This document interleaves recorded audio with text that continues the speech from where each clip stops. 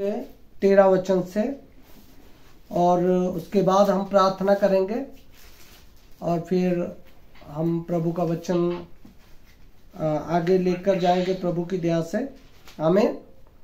मरकुस सुसमाचार उसका 7 उसका 14 वचन में लिखा है कि प्रभु यीशु मसीह ने सब लोगों को अपने पास बुलाया और उनको कहा कि मेरी सुनो और मेरी समझो। और दूसरा ग्रंथिया 11 अध्याय उसका 13 वचन से हम पढ़ेंगे, क्योंकि ऐसे लोग झूठे प्रेरित और छल से काम करने वाले और मसीह के प्रेरितों का रूप धरने वाले हैं। यह कुछ अचंभे की बात नहीं, क्योंकि शैतान आप भी ज्योतिमयी स्वर्गदूत का रूप धारण करता है। इसीलिए यदि उसके सेवक भी धर्म के सेवकों का सा रूप धरें तो कोई बड़ी बात नहीं, परंतु उनका अंत उनके कामों के अनुसार होगा। आमीन। आइए हम छोटी प्रार्थना कर लेते हैं। प्यारे प्रभु, तेरा धन्यवाद करते हैं आज की छोटी मीटिंग के लिए, जूम मीटिंग के लिए प्रभु, जो प्रभु हमें प्रभु तूने ये समा दिया है ताकि हम इकट्ठे होकर तेरे वचन को सुन पाए। जो मेरे बहन भाई प्रभु यूपी से, यमुनानगर से और पंजाब से प्रभु और भी तेरे लोग जुड़े हैं प्रभु, उन सब को बड़ी बरकत देना। आज का वचन जो हमने पढ़ा है प्रभु, इस पढ़े जाने वचन के ऊपर तेरी बरकत उतरे। और मेरी बेनती और प्रार्थना, जितने प्रभु आज सुनने के लिए तेरे नज़दीक आए हैं तेरे वचनों को प्रभु ग्रहण करने के लिए, उन सब के ऊपर तेरी दया तेरी कृपा हो, तेरी महिमा सब के ऊपर प्रकट होने पाए। दया करे प्रभु, रहम करे, फजल करे, तेरा नाम ऊंचा और मुबारक हो। और हमारी इस वचनों के द्वारा प्रभु इस छोटी मीटिंग में तू शामिल हो और प्रभु हमारे साथ, सबके साथ प्रभु अपने वचन के द्वारा बहुत बड़ी बरकत और बातचीत करे प्रभु, आशीष दे, ताकि प्रभु जब उन बातों के बारे में जो कि तेरे वचनों में लिखा है, और कई बार प्रभु जो तेरे नाम के ऊपर विश्वास करते हैं, कई बार ये बातें समझ नहीं आती, लेकिन उन बातों को समझाने के लिए जब प्रभु हम इकट्ठे हुए हैं कि प्रभु हम तेरे सब उन वचनों को समझ पाए जो तेरी पवित्र शास्त्र बाइबल में लिखा है प्रभु, ताकि कोई भी जिंदगी में तेरे नाम के ऊपर विश्वास करते हुए भलेखा ना हो, बल्कि प्रभु एक प्रभु जिंदगी में निखार हो और क्लियर प्रभु जीवन जो कि तेरे वचन से प्राप्त हो, उसके द्वारा जीवन व्यतीत करने पाए प्रभु। सब लोगों को बड़ी बरकत दे, बड़ी आशीष दे। हर एक के साथ जब तेरे वचन के बीच में से होकर प्रभु बात की जाए प्रभु, तब प्रभु जितने भी इस जूम मीटिंग में जुड़े हैं प्रभु, तो सबके हृदय के साथ पवित्र आत्मा के द्वारा सचमुच में बातचीत करना, बड़ी बरकत दे। मुझे भी अपनी दया से भर, अपने आत्मा से मसा करें, ताकि एक एक वचन को, एक एक बात को जब रखा जाए प्रभु, एक एक जिंदगी में घर कर जाए प्रभु, बरकत पाए हर की जिंदगी प्रभु। यीशु मसीह के नाम से बेनती प्रार्थना करते हैं, आमीन आमीन। प्रभु बरकत दे सबको और प्रभु का धन्यवाद हो। मेरे अजीजों, देखिए जब हम प्रभु की दया से प्रभु के वचन को हम ले पा रहे हैं, तो हमें चाहिए कि हम पूरे ध्यान से सुने, है ना। हर एक जो वचन सुने वो पूरे ध्यान से सुने। ध्यान से सुनने से हमें प्रभु अपने वचनों में से क्या बताना चाहता है, हमें वो समझ में आता है। प्रभु बरकत दे। और मैं थोड़ी पिछले हफ्तों के माध्यम से जो बातें की गई हैं वो रखूंगा, ताकि जो हमारा विषय चल रहा है वो सारा टोटली आप लोगों के समझ में आ जाए, है ना। और हम बात कर रहे थे मरकुस 7:14 में से कि प्रभु ने अपने लोगों को अपने पास बुलाया और उनको, है ना, सुनने के लिए बुलाया और उनको कहा कि सब के सब मेरे पास आओ और मेरी सुनो, और लिखा है मेरी समझो। और उसके बाद हमने फिर मत्ती 13 अध्याय उसका हमने 24 वचन पढ़ा था और 13 अध्याय उसका 36-38 वचन के बारे में हमने बात की थी। और ये सब बातें आपको पता है कि जब बीज बोने वाले के बारे में बात हुई तो यीशु मसीह ने वहां पर स्पष्ट रीति से अपने लोगों को कहा कि ये जंगली बूटी बीज जो बोया गया है ये किसी दुष्ट का काम है। और जब लोग सो रहे थे, ठीक है, सुनिए, ध्यान रखिए सब बातों के ऊपर। जब लोग क्या कर रहे थे, बोलिए, सो रहे थे, तो शैतान ने आकर अपना जंगली बूटी वाला जो बीज था वो उसमें बो दिया, ठीक है।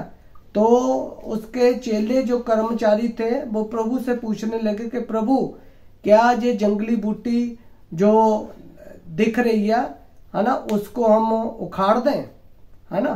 तो प्रभु ने बोला कि नहीं नहीं, ऐसा नहीं करेंगे, क्योंकि इनको अंत तक, जब तक फसल पकती नहीं है तब तक उनको बराबर बढ़ने दो, है ना, बराबर रहने दो।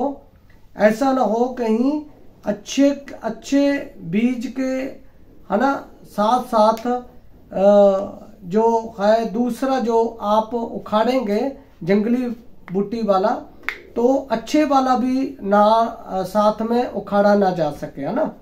तो प्रभु ने उनको मना कर दिया कि इसको बराबर बढ़ने दो, है ना। तो उसके बाद अब ये बात ध्यान में रखनी है आप लोगों ने कि जब लोग सो रहे थे, ठीक है, ये बात आपने पकड़ लेनी है। और इस बात के ऊपर भी बात होगी आगे जाकर। और उसके बाद हमने आज जो बात की है वो प्रभु की दया से आज भी हमने दूसरा करंथिया उसका 11 अध्याय उसका 13 वचन पढ़ा है। और उससे पहले पहला करंथिया 4:6 आयत हमने पढ़ी थी, जो कि वहां पर लिखा है कि संत पौलुस ने कहा कि जो मैंने लिखा है इससे कोई आगे ना बढ़े, है ना, लिखे हुए से कोई आगे ना बढ़े। तो पहला करंथिया 14 अध्याय, ठीक है, उसका 37 वचन भी हम बाद में देखेंगे। और प्रभु की दया से हम क्या देख पा रहे हैं, हम बात करते आ रहे हैं कि बाइबल को हम कैसे समझे, कैसे जान पहचान करें, हमको कोई भलेखा ना हो सके किसी बात का कि ये बात कैसे है, ये बात कैसे है, इस वचन से बात कैसे है, इस वचन के माध्यम से बात कैसे है ना, कोई भी भलेखा किसी को ना हो सके। इसीलिए इन सब बातों के हम ले रहे हैं। तो पहले जो बात हम कर रहे थे, तो ये बातें सिखाई गई थी, बोली गई थी कि बाइबल में सबसे पहले जो भेजे गए हैं वो कौन थे, है ना, जो सबसे पहले भेजे गए हैं वो कौन थे दुनिया में, वो थे प्रेरित लोग, है ना। 11 जो प्रभु के चुने हुए क्या थे भाई, लोग थे। सबसे पहले जो भेजे गए दुनिया में, जिनके बारे में बाइबल में लिखा और प्रभु ने कहा कि जो मेरे भेजने वालों को ग्रहण करता है वो मुझे ग्रहण करता है ना। जो मेरे भेजने वालों को क्या करता भाई, ग्रहण करता है, वो मुझे ग्रहण करता है। तो सबसे पहले जब वचन प्रचार करने के लिए धरती के ऊपर आए तो उनके वचन को सुनना पड़ेगा, उनको ग्रहण करना पड़ेगा, तब जाकर हम प्रभु यीशु मसीह को क्या करते हैं, ग्रहण करते हैं, ठीक है।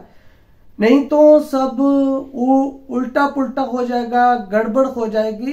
क्योंकि बाइबल में आप लोगों को ये भी बात हमने कही थी कि यीशु मसीह जब प्रार्थना कर रहा था तो यीशु मसीह ने कहा था कि मैं इनके लिए ही प्रार्थना नहीं कर रहा हूं, पर मैं उनके लिए भी प्रार्थना कर रहा हूं जो इनके मतलब प्रेरितों के वचन के द्वारा मेरे ऊपर विश्वास करेंगे, है ना। मैं उनके लिए भी क्या कर रहा हूं, प्रार्थना कर रहा हूं। इसका मतलब पहले तो यीशु मसीह अपने चेलों के लिए प्रार्थना कर रहा है, प्रेरितों के लिए, फिर उनके लिए वो प्रार्थना कर रहा है जो बंदा पृथ्वी के ऊपर कोई भी व्यक्ति आज यीशु मसीह की बातों में से जो उनके प्रेरितों के द्वारा जो बातों को सुनेंगे वो यीशु मसीह की ओर से सुनेंगे, तो उनके लिए भी यीशु मसीह क्या कर रहा है, प्रार्थना कर रहा है।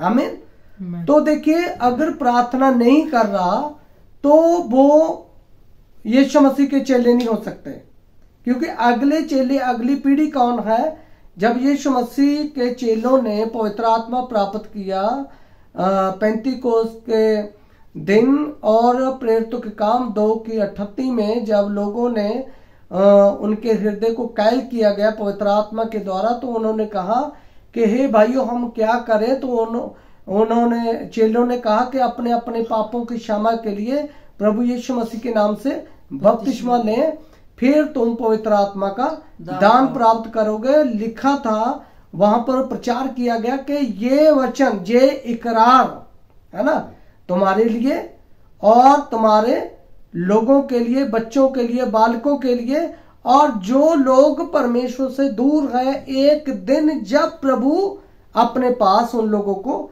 बुलाएगा। यही इकरार उन लोगों के लिए था। ठीक है, तो परमेश्वर का वचन उन लोगों में सिद्ध हुआ, संपूर्ण हुआ।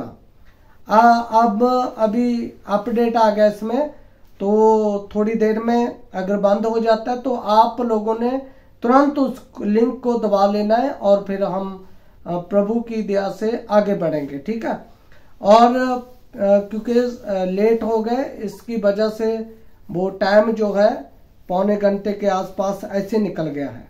ठीक है, तो आप ये बात ध्यान में रखें, क्योंकि 40 मिनट जो है मसीह मिलते हैं, क्योंकि 5 मिनट रह गए हैं मेरे हिसाब से बाकी।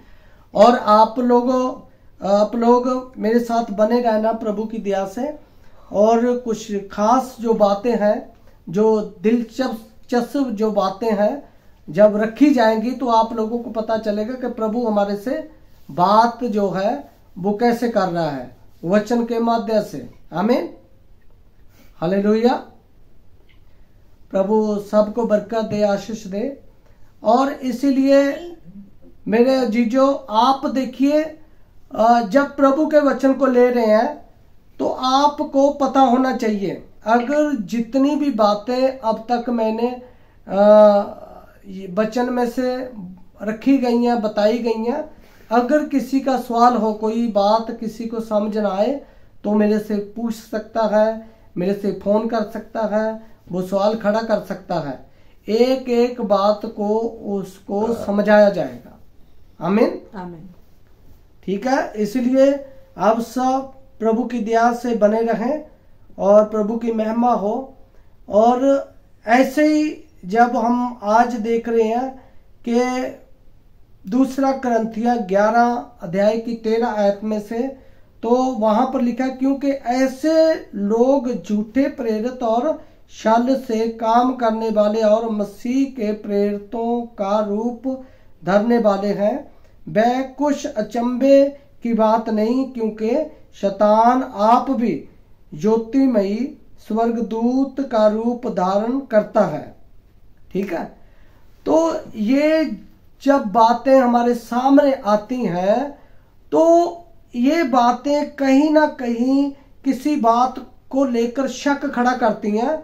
ये ऐसे लग रहा है कि कोई गड़बड़ है कहीं ना कहीं, क्योंकि किसी को पता ही नहीं चलता कि अगर वो प्रेरितों का रूप धारण कर सकते हैं तो झूठे जो धारण कर सकते हैं, शैतान जो है उसके लोग जो है झूठे प्रेरित है जो, और पखंडी है, और धार्मिकता का जो रूप धारण करते हुए वो लोगों के सामने अपने आप को साबित करते हैं कि हम प्रेरित हैं, हम नबी हैं, हम है ना अपोस्टल है, हम पास्टर है, हम प्रचारक हैं, कोई भी क्यों ना हो, अगर वो ऐसे पेश करते हैं तो इस आयत से हमें पता चलता है कि चक्कर कहाँ है, फिर गड़बड़ी किस चीज की है ना, प्रॉब्लम कहाँ खड़ी है, कि जिस बात को लेकर हमें पता नहीं चलता बाइबल के माध्यम से कि असली क्या है और नकली क्या है।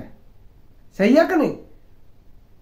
तो ऐसे हमें पता नहीं चलता। ये आयत बहुत बड़ा मसीह संसार में जब इसको पढ़ा जाए, इसको सिखाया जाए, इसको सुनाया जाए, तो ये बात एक अपने आप में बड़ा सवाल खड़ा करती है।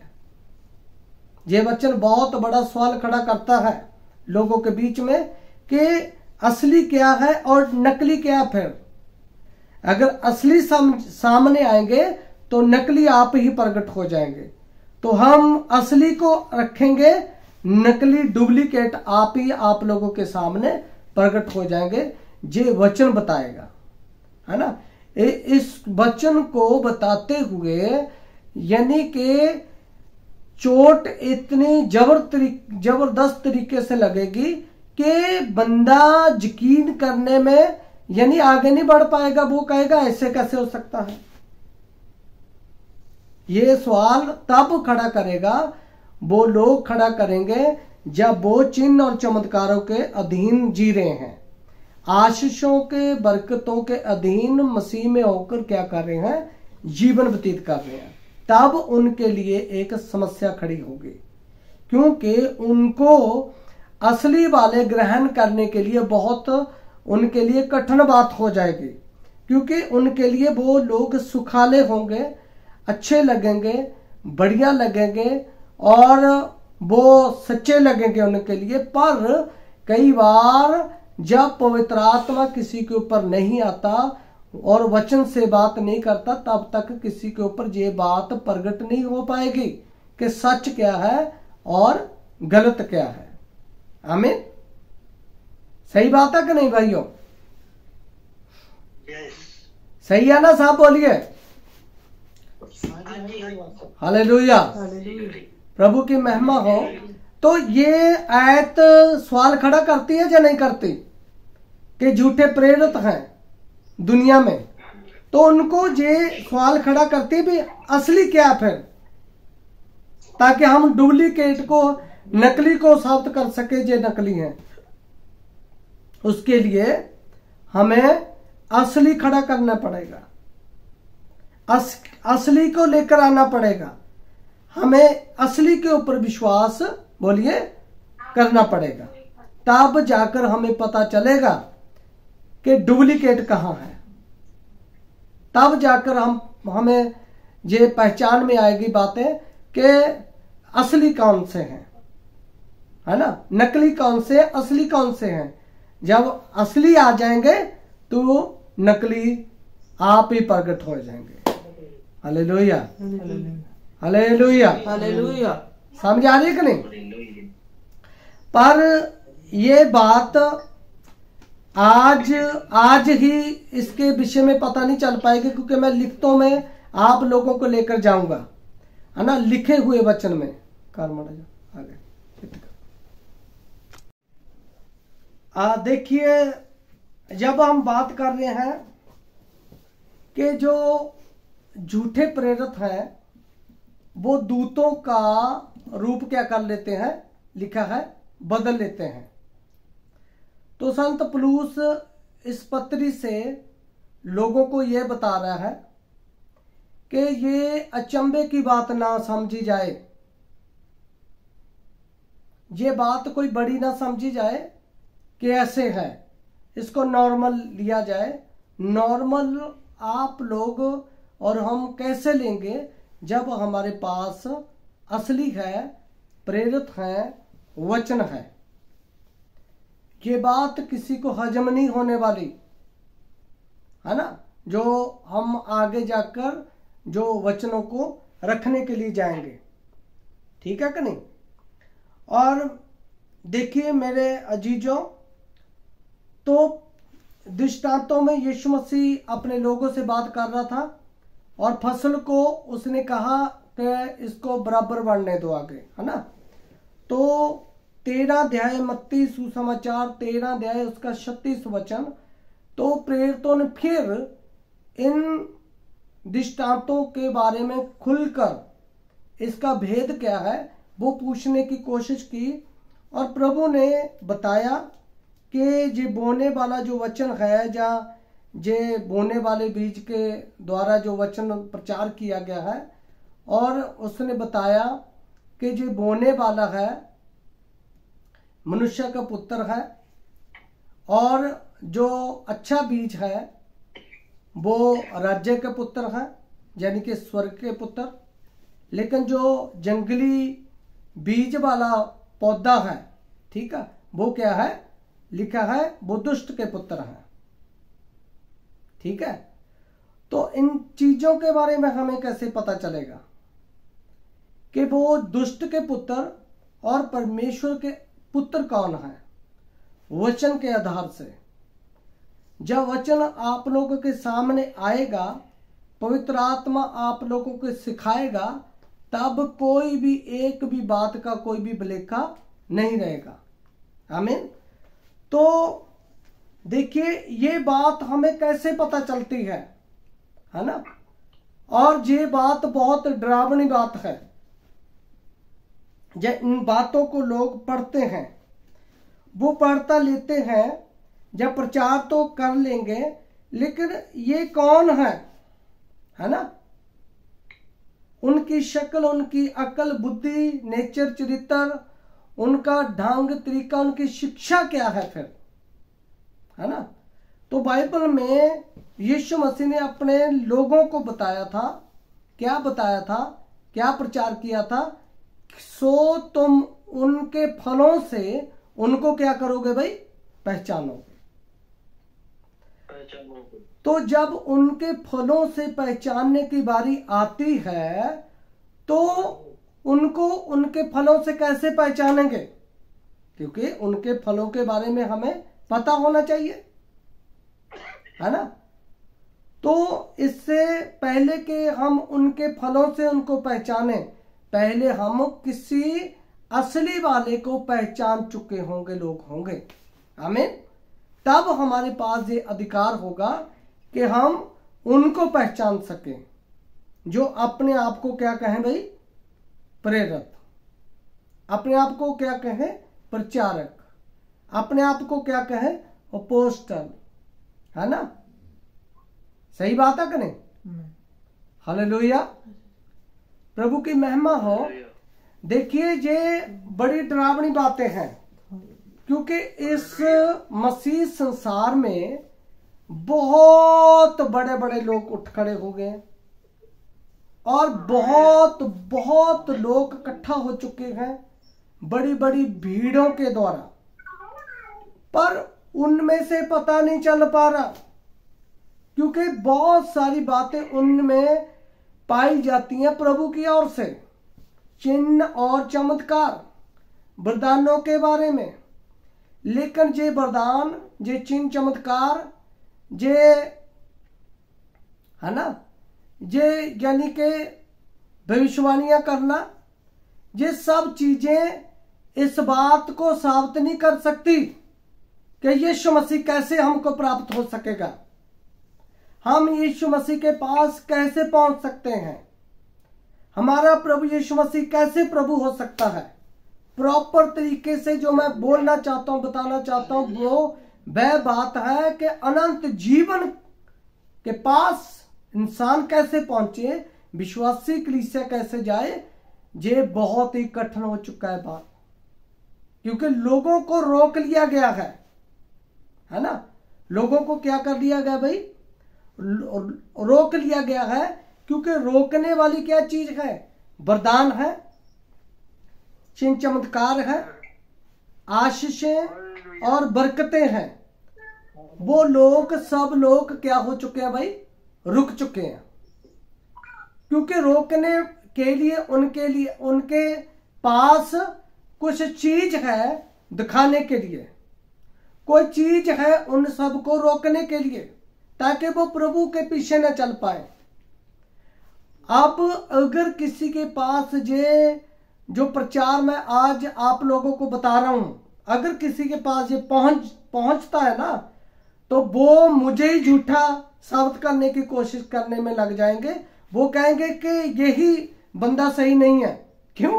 क्योंकि मैं उनकी शिक्षा में उनके कामों के विरुद्ध खड़ा हूं और वचन भी उनके विरुद्ध खड़ा है। हालेलुया। तो तब हम कह सकते हैं कि यीशु मसीह ने उनको बोला था। किनको बोला था? कि जब वो लोग मुझसे कहेंगे कि प्रभु तेरे नाम से हमने दुष्ट आत्मा निकाली, तेरे नाम से हमने भविष्यवाणी की, तेरे नाम से हमने चिन्ह और चमत्कार किए, तो उस दिन प्रभु ने कहा कि मैं कह दूंगा कि मैं तुम्हें नहीं जानता, हे कुकर्म करने वालों, मेरे से दूर चले जाओ। है ना?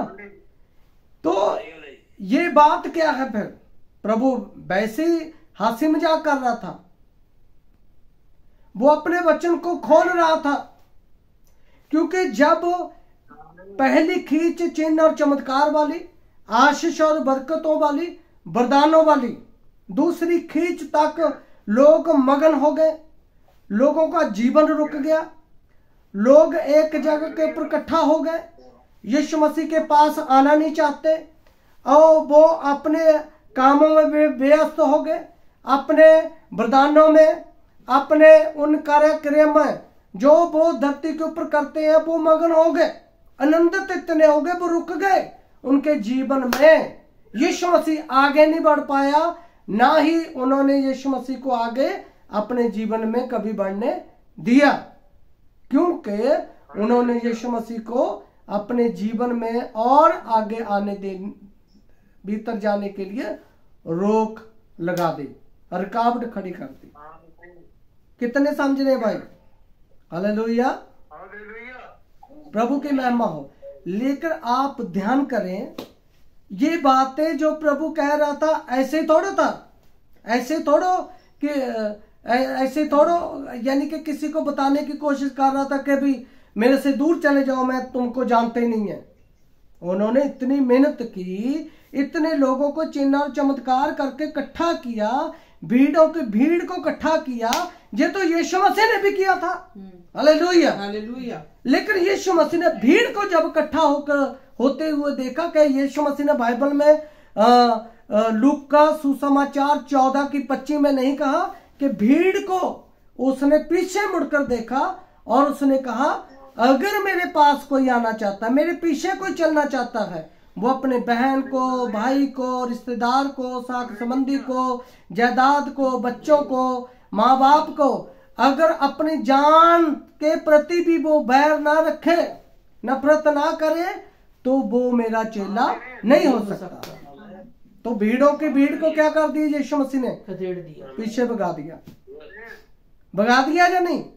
जब बाइबल सिखाती है, जब यीशु मसीह ने अपने लोगों को सिखाया, लेकिन जो यीशु मसीह के चेले थे वो उनके साथ वापस नहीं गए, वो यीशु मसीह के लगातार पीछे चलते गए। आमीन, हालेलुया, हालेलुया।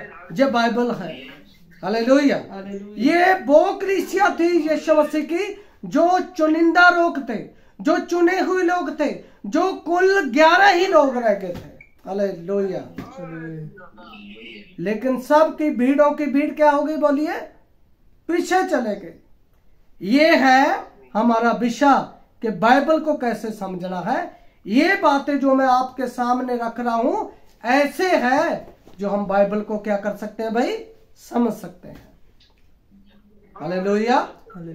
लेकिन अभी भी ये बातों का निखार नहीं होता, क्लियरिटी नहीं आ रही कि हम ये कैसे बात माने, हमें ये कैसे पता चलेंगी।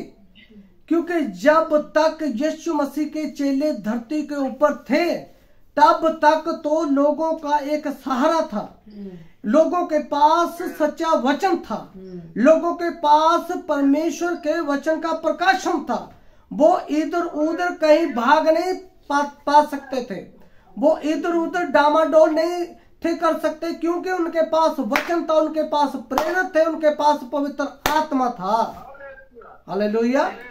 लेकिन जब आगे शैतान ने आना शुरू कर दिया, लोगों के बीच में बढ़ना शुरू कर दिया, थोड़ा थोड़ा असर प्रेरितों के होते हुए अपना करना शुरू कर दिया। इसीलिए पत्रियों में लिखा है कि शैतान अभी भी असर कर रहा है। समझ में आ रहा है? आमीन। तो हम परमेश्वर के वचन को पिछले हफ्ते देख रहे थे कि अगर किसी ने बाइबल को समझना है, उसको पुराने नियम को भी लेकर चलना पड़ेगा, उसको नए नियम को भी क्या करना पड़ेगा, बोलिए, लेकर चलना पड़ेगा। और बाइबल की हर एक किताब को लेकर चलना पड़ेगा, हर एक पत्री को लेकर चलना पड़ेगा, 12 प्रेरितों को लेकर चलना पड़ेगा, पवित्र आत्मा को लेकर चलना पड़ेगा, हर एक लिखा हुआ वचन, हालेलुया, हालेलुया, उसको लेकर चलना पड़ेगा। एक भी वचन हम घटा नहीं पाएंगे, ना हम एक भी वचन को कहीं बढ़ा पाएंगे। अगर बढ़ाएंगे तो भी समस्या है, घटाएंगे तो भी क्या है, बोलिए, समस्या है। हालेलुया। तो ये बातें देखिए, तब तक तो लोग सुरक्षित थे, जो प्रभु के लोग थे, सच्चे विश्वासी थे, वो प्रेरितों के इर्द गिर्द रहते थे, उनकी टीचिंग लेते थे, क्योंकि लिखा है जब उन्होंने बपतिस्मा लिया तो उनको शिक्षा दी गई थी कि लगातार तुम लोगों ने प्रार्थना करनी है, प्रेरितों की शिक्षा के साथ लगे रहना है, सीखते रहना है, प्रेरितों के साथ संगति करते रहना है, और प्रभु भोज भी करते रहना है। तब तक तो वो सच्चे हैं। अगर एक भी वचन से वो इधर उधर हो जाते हैं, कोई गलत शिक्षा उन लोगों के अंदर आ जाती है, तो तब उन जिंदगियों में गड़बड़ाना शुरू हो जाती है। तो ये बातें कब पता चलेगी? क्योंकि अगर हम 4 सुसमाचार, मत्ती, मरकुस, लूका सुसमाचार, जोना सुसमाचार से बात चलाएंगे, नहीं चलेगी। हमें प्रेरितों की पत्री को, प्रेरितों की किताब को, रोमिया की पत्री को, आगे सारी पत्रियों को साथ साथ लेकर चलना पड़ेगा। उसके बाद अंत में, आखिर में प्रकाशित वाक्य की किताब को भी, बोलिए, लेकर चलना पड़ेगा। अगर किसी ने बाइबल पढ़नी है, पुराना नियम समझना है, अगर किसी ने नया नियम किसी ने समझना है, 4 सुसमाचार समझने हैं, तो पत्रियां समझनी है, प्रकाशित वाक्य की किताब को समझना है, तो मेरे अजीजों, अपने कानों को खोल कर बैठे।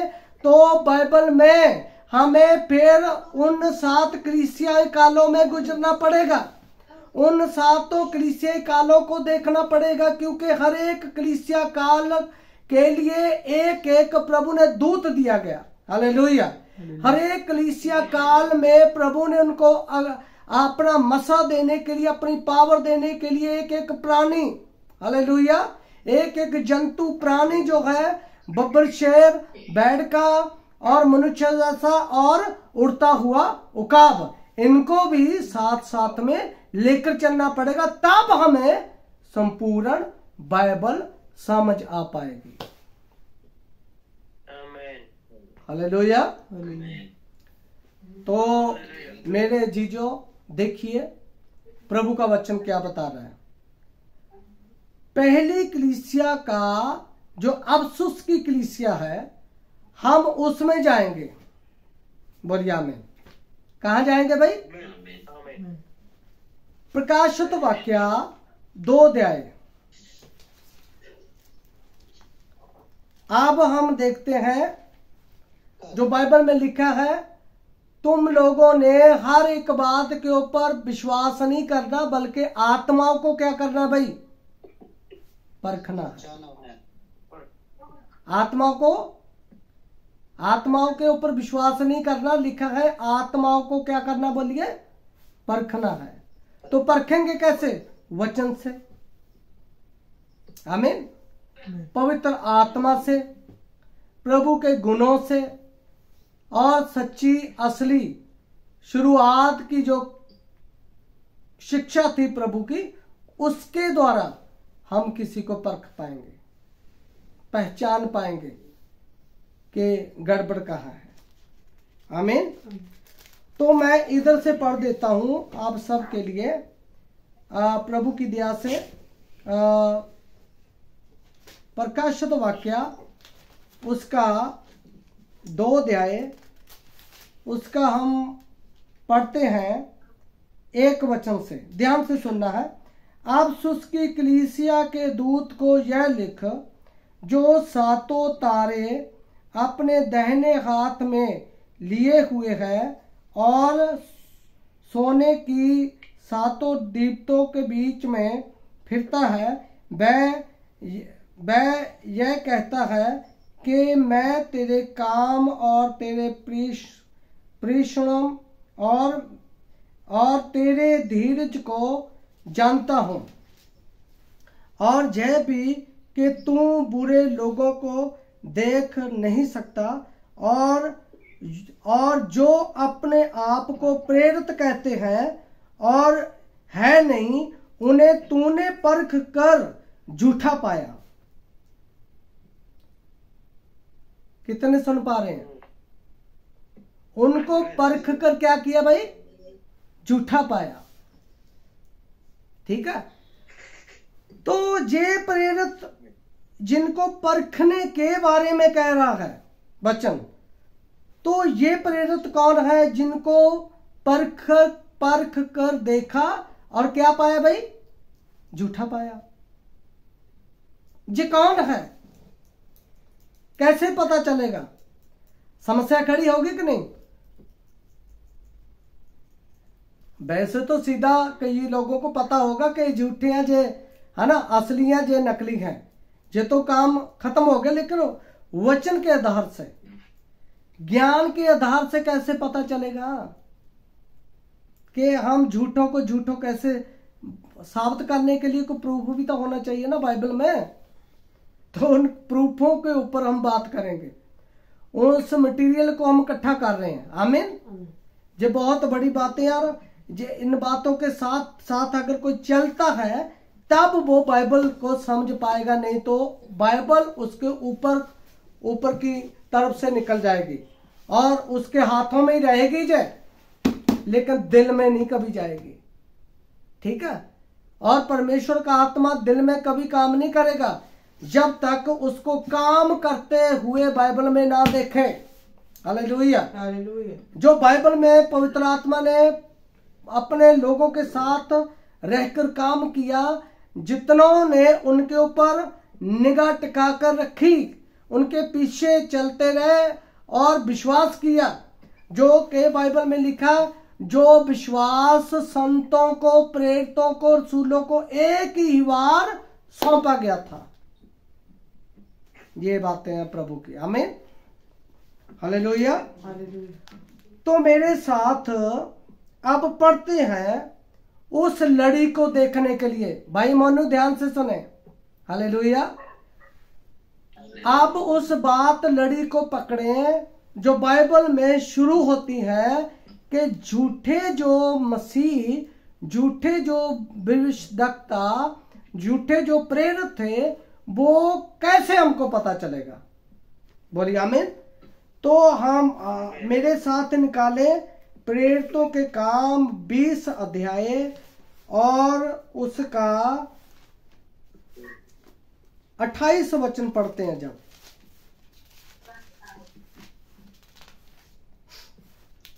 20 अध्याय उसका 28 वचन, बड़े ध्यान से सुनना है। सुनिए।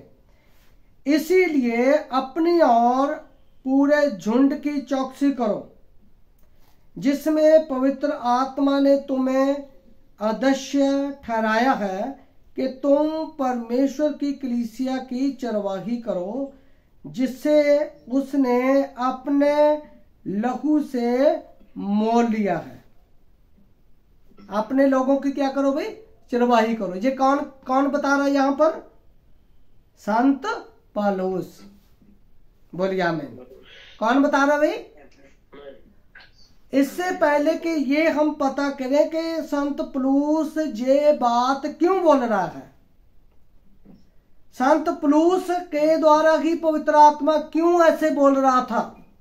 पतरस को भी ले सकता था, यूहन्ना को भी ले सकता था, है ना, यकूब को भी ले सकता था, लेकिन संत पौलुस की जरूरत क्यों पड़ी प्रभु को?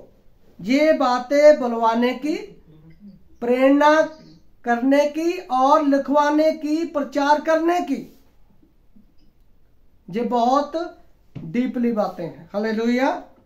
तो वो अपने लोगों के ऊपर प्रचार कर रहा है कि जिस झुंड के ऊपर तुम्हें निगाहवान करके, चरवाहा करके ठहराया, उनकी क्या करो? चरवाही करो। क्यों करो चरवाही? क्योंकि वो सचेत कर रहा है। आगे मैं इधर से पढ़ रहा हूं, जिसे उसने लहू से मोल लिया है। मैं जानता हूं कि मैं मेरे जाने के बाद फाड़ने वाले भेड़िए तुम में आएंगे जो झुंड को ना छोड़ेंगे। झुंड को भाई, झुंड को भाई ना छोड़ेंगे। तुम्हारे ही बीच में, कहा भाई? तुम्हारे ही बीच में से भी ऐसे ऐसे मनुष्य उठेंगे जो चेलों को अपने पीछे खींच लेने को टेढ़ी मेढ़ी बातें करेंगे। लेकिन ये बात अभी हम पढ़ रहे हैं, लेकिन इस बात को पहले कहां पर देखना पड़ेगा? हमें पीछे जाना पड़ेगा। कहां पर जाना पड़ेगा भाई? हमें ये पीछे जाना पड़ेगा, क्योंकि हमने एक कलीसिया काल को लिया है। ठीक है, हमने क्या किया भाई? एक कलीसिया काल को लिया है और एक दूत को लिया है। लेकिन पहली कलीसिया का दूत कौन था? बोलिए, संत पौलुस। तो ये कौन है जो यहां पर प्रचार कर रहा है? संत पौलुस। आमीन। तो संत पौलुस यहां पर लिख रहा है कि हमारे जाने से, हालेलुया, आमीन, मेरे जाने के बाद। क्यों कह रहा है वो? मेरे जाने से। वो सब चेलों के बारे में क्यों नहीं कह रहा था? वो अपने ही बारे क्यों कह रहा था कि मेरे जाने के बाद? क्यों? कि संत पौलुस पहली कलीसिया, अफसुस की कलीसिया का कौन था भाई? दूत था। बोलिए आमीन। तो ये बात आज आप लोगों के सामने रखी जा रही है, सामने आ रही है। तो यहां पर असली और नकली क्या हो रहे हैं? प्रकट हो रहे हैं। लेकिन इतनी जल्दी नहीं। सुनिए मेरी बात। क्योंकि हमने एक दूत को लिया है और एक कलीसिया काल को भी, बोलिए, लिया है। तो ये कलीसिया, पहली कलीसिया काल का जो दूत था, है ना, प्रचारक था, प्रभु का प्रेरित था, कौन था वो? संत पौलुस। बोलिए आमीन। तो उसने कहा मेरे जाने के बाद, है ना, फाड़ने वाले कौन आ जाएंगे? भेड़िए आ जाएंगे। यानी कि पंजाबी में लिखा है हमारे सो जाने के बाद, हमारे चले जाने के बाद, या हमारे सो जाने के बाद, हमारे यानी कि मर जाने के बाद जो झूठी शिक्षा है वो आना और अपने आप को साबित करना कि हम सच्चे हैं, वो शुरू कर देंगे। कितनों ने समझा? हालेलुया। तो यहां पर ये बात शुरू होती है, सच्चाई। लेकिन झूठे कब आए? उन दिनों में ही आए। अगर हम बात करते हैं मेरे जीजों कि यीशु मसीह ने कहा था कि अंत में झूठे मसीह और झूठे नबी भविष्यवक्ता क्या होंगे भाई, उठ खड़े होंगे। लिखा है वो चिन्ह और चमत्कार करेंगे। क्या करेंगे भाई? चिन्ह और चमत्कार करेंगे। हो सकता वो चुने हुओं को भी क्या कर लेंगे, भरमाने में डाल देंगे, है ना। वो भरमा डालेंगे लोगों को, यानी कि उनके पास कुछ दिखाने के लिए होगा, उनके पास बड़ी पावर होगी, उनके पास कुछ ना कुछ होगा कि लोग उनकी तरफ खींचे चले जाएंगे। लेकिन उन्होंने वचन को छोड़ दिया होगा, यीशु मसीह को छोड़ दिया होगा, अनंत जीवन को छोड़ दिया होगा। आमीन। तब जाकर ये बातें खरी आती हैं कि असली जो थे वो प्रेरित थे, लेकिन प्रेरितों के बाद जो आ रहे थे वो झूठे थे। झूठे कब वो बनते हैं जिनको आज हम कह सकते हैं कि वो झूठे थे? जिन्होंने मेरे जीजो, जिन्होंने प्रेरितों का दिया हुआ बपतिस्मा यीशु मसीह के नाम से दिया हुआ बपतिस्मा ही बदल दिया। उन्होंने पिता पुत्र पवित्र आत्मा के औहदों से बपतिस्मा देना शुरू कर दिया। ये यहां से उनकी पहचान होती है कि वो सब के सब लोग क्या हैं, झूठे हैं, जिन्होंने यीशु मसीह के नाम को ही काट दिया। हालेलुया। उन्होंने 25 दिसंबर प्रेरितों ने कभी भी बाइबल में नहीं मनाया। इन्होंने सारों लोगों ने मनाना क्या कर दिया, बोलो, शुरू कर दिया। आमीन। हालेलुया। आमीन। सब लोगों ने शुरू कर दिया, ईस्टर संडे मनाना शुरू कर दिया। तो कईयों को ये पता नहीं चलता, कईयों को ये बातें समझ नहीं आती, कईयों को ये पता नहीं चलता।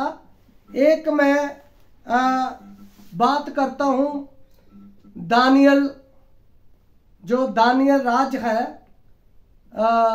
वो लोगों को टीचिंग देता है।